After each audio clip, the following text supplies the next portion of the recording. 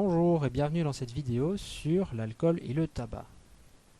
Donc évidemment, avec une introduction comme ça, vous pensez sans doute que je vais vous inviter à la débauche, mais il n'en est rien. Je vais vous parler de droit européen et notamment de la liberté de circulation des marchandises. Donc, comme vous le savez, au niveau de l'Union européenne, on a certaines libertés qui permettent la circulation des personnes et des biens au sein de l'Union européenne. Celle qui nous retient aujourd'hui, c'est la liberté de circulation des marchandises. Et donc le but de cette liberté de circulation-là, c'est de permettre le commerce de biens au sein de l'Union européenne, en permettant donc d'aller acheter un bien ou une marchandise dans un état A, et puis de rentrer chez vous et la consommer dans l'état B.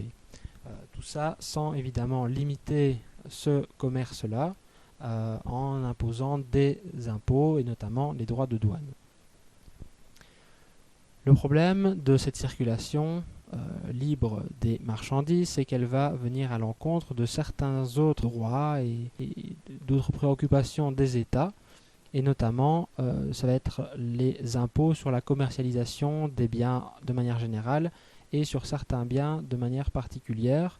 Donc quand je parle de biens de manière générale, ça va être l'impôt de TVA qui va être perçu sur tous les biens, et avec des taux différents, notamment au sein de l'État selon que le bien est jugé primordial ou pas.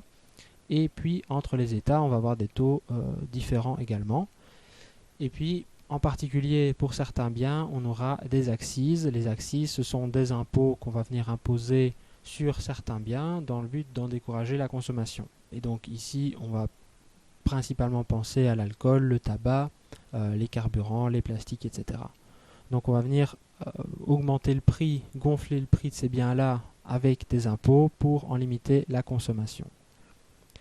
Là, ce qui est intéressant, c'est de voir l'opposition entre les deux principes. Donc on a la liberté de circulation qui veut qu'on n'ait pas d'impôt sur la circulation des biens, et puis alors les TVA et accises qui vont devoir être respectés dans le pays où on va vouloir importer ces biens-là.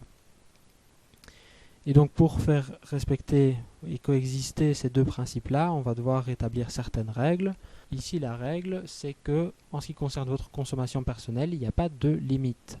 Donc vous pouvez tout à fait aller dans un état et aller acheter, donc faire vos courses dans un état, par exemple au Luxembourg, exemple tout à fait anodin, et puis rapporter ces biens-là dans votre état pour les consommer. Et donc là, en principe, on ne peut pas vous faire de reproches.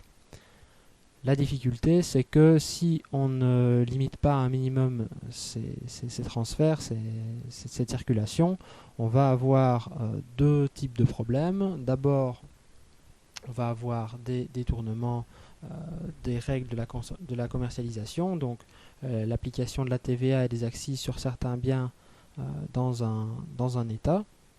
Et d'autre part, on va également avoir un floutage de la concurrence, parce que vous allez avoir certains qui vont aller se fournir à l'étranger, qui ne vont pas devoir payer la TVA, ou en tout cas une TVA moindre, et surtout ils ne vont pas devoir payer les droits d'accise, et donc ils vont pouvoir vendre leurs produits à un prix meilleur marché, et en plus donc ils auront contourné l'imposition qui est prévue dans l'État pour cette commercialisation-là.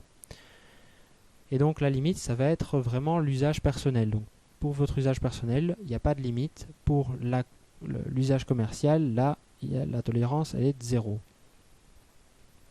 Et donc la difficulté, ou plutôt celui que vous allez devoir convaincre, c'est le douanier, qui lui va essayer de trouver des indices d'une volonté commerciale dans votre chef lorsque vous passez la frontière avec des produits achetés à l'étranger.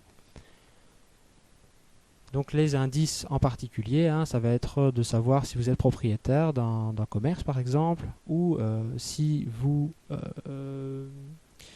transportez ces biens-là avec un véhicule utilitaire. Bon voilà, ça va être des indices que vous allez chercher les marchandises à l'étranger, que vous les rapportez dans un autre état. Tout ça pour faire votre commerce. Et ensuite on a également un autre indice qui fonctionne pour certains biens seulement, avec des quantités indicatives.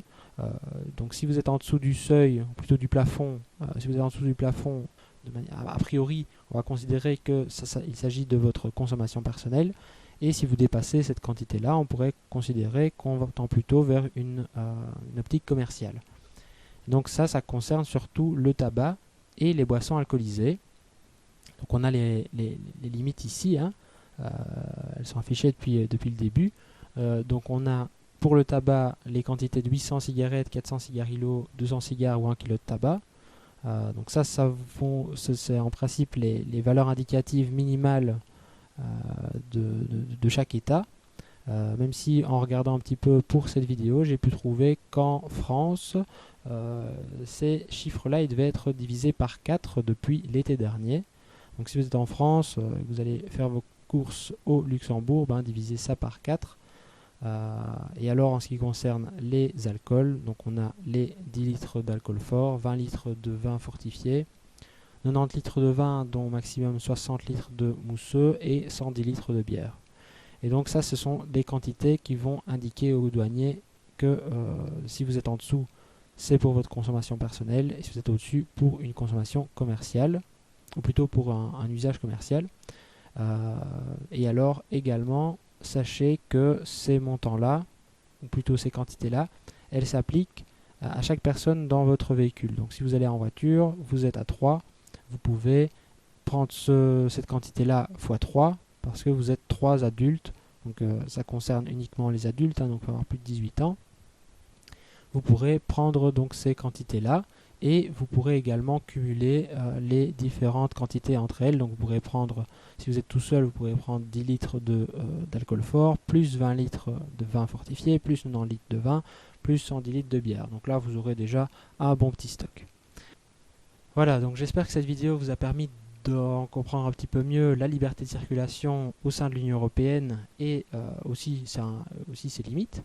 Merci pour votre attention et à la prochaine.